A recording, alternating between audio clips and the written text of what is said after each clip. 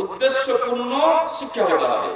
এলো পাথাড়ি ভাবে আজকাল হয়েছে কি, আমাদের বাচ্চা হয়েছে, বড় হয়েছে, ছোট ছোট ব্যাপার টানতে নিয়ে যায় পুরো না কোনো একটা স্কুলে ভর্তি করে দিলাম, সরকারি প্রাইমারি অমুক তমুক, খ্রিস্টান করেছে না ইহুদি করেছে না নাসারা করেছে না বেরেলি করেছে না হানাফি করেছে, একটা স্কুল আছে আশেপাশে, টানতে টানতে যায় নাম লেখাতো জি কি তোমার বেটার নাম, তো বাটার ডাবলু কহে আর আসল নাম হলো সেলিমউদ্দিন। তার বেটাকে কি শিখাবে, কোন সিলেবাস তা কিছু জানলো না, ইহুদি বানাবে নাসারা বানাবে না খ্রিস্টান বানাবে, কিছুই বুঝলো না, কিছুই সুঝলো না। স্কুলের বোর্ড দেখছে চকচক করে যে আমাকে খেয়ে ফেলবে, এর যেটুকু ইমান আছে সেটুকু খেয়ে ফেলবে, অথচ সেখানে ভর্তি করে দিলে বাড়ি চলে গেল। আরো যারা একটু পয়সা টয়সা আছে এগুলোতে হবে না, পাটনাতে ভর্তি করে আসবে। আরো যারা একটু পকেট গরম, তো পাটনাতে হয় না, দিল্লিতে রেখে আসবে। আরো যারা গরম সে ত্রিপুরা রেখে আসবে। যেখানে সেখানে গল্প মারবে যে আমার একটা বেটিকে পড়াচ্ছি, ওর পিছিয়ে মাসে 18,000 টাকা করে খরচ হয়। যেখানে 100% আল্লাহর দুশমন বানানোই হবে, 100%।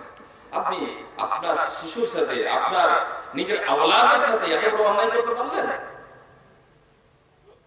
আমি একটা আয়াত পাঠ করেছি, সেখানে যাব।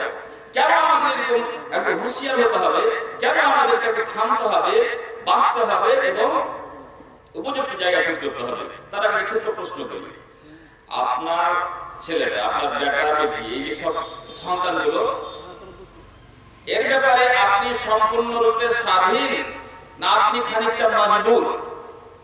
বোধহয় বুঝাতে পারছি না।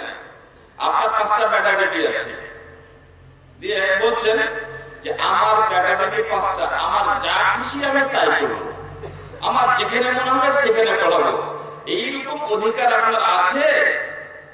না আপনি মজবুর খানিকটা যে কোন স্কুলে পড়াতে হবে আগে আপনাকে জানতে হবে, আগে আপনাকে স্টাডি করতে হবে। আপনি স্বাধীন নন ব্যাপারে, আপনার যা মনে হবে আপনি তাই ডিসিশন নেবেন, যে স্কুলে মনে হবে সেই স্কুলে ভর্তি করে দেবেন। এত বড় বাবাগিরি করার অনুমতি ইসলামে আছে না নাই?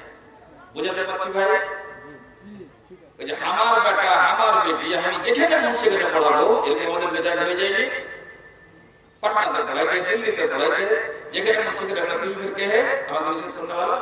তো আপনি এতটাই বড় বাবা, এত বড় আপনি মালিক, এত বড় আপনি আজাদ মানুষ, না আপনার কোন হাতবন্দি আছে, কোন পাবন্দি আছে? আপনি জন্ম দিতে গেলেও আপনি আপনার একটাও সন্তানের উপরে আপনি আর জোর জবরদস্তি করতে পারবেন না, ওইটা আপনার আমানত। আল্লাহ তাআলা আপনাকে আমানত দিয়ে রেখেছে, আর আল্লাহ তাআলা বলেছে যে একে নষ্ট করবি না, একে যার তার হাতে ফেলবি না, একে এমন শিক্ষা দিবি যে শিক্ষাতে সে আমাকে চিনবে, আমার ইবাদত বন্দেগী করবে, আখিরাতে আমার সাথে ফখরের সাথে গৌরবের সাথে দেখা করবে যে আল্লাহ আমি তোমার তাওহীদ পরস্ত বান্দা।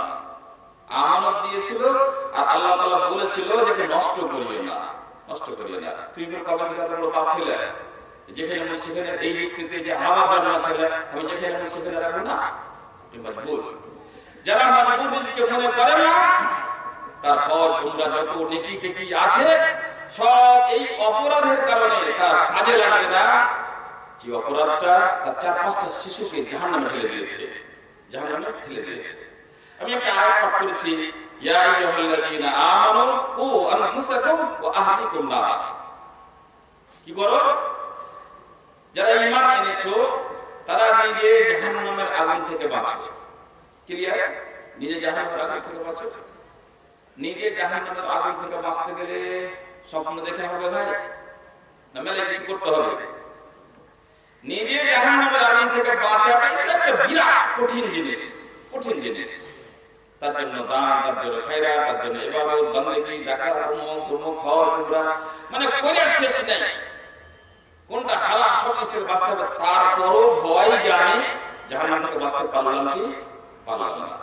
এবং এই ক্ষেত্রে আমরা কিছুটা কাজ করে থাকি, কিছুটা কাজ করে থাকি, নামাজ টামাজ পড়ি, সাদকা খায়রাত করি, কিছুটা করি, কিন্তু তার পাশাপাশি যার একটা শব্দ আছে ও আহলিকুম নারা, ওয়াওটা হচ্ছে আতফের, প্রথম কথাটা যে তুমি জাহান্নামের আগুন থেকে বাঁচো, যতটা ভারী লাগছে আপনাকে, যতটা ওজন লাগছে আপনাকে, যতটা গুরুত্বপূর্ণ মনে হচ্ছে, তার এক পয়সাও তার পরের অংশটা কম নয় যে তোমার আওলাদকে জাহান্নামের আগুন থেকে বাঁচাও।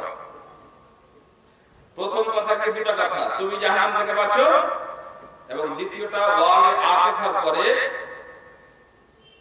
তোমার আত্মীয় স্বজন পরিবার পরিজনকে জাহান্নামের আগুন থেকে বাঁচাও। দুটার তফাৎ আছে নাকি ভাই?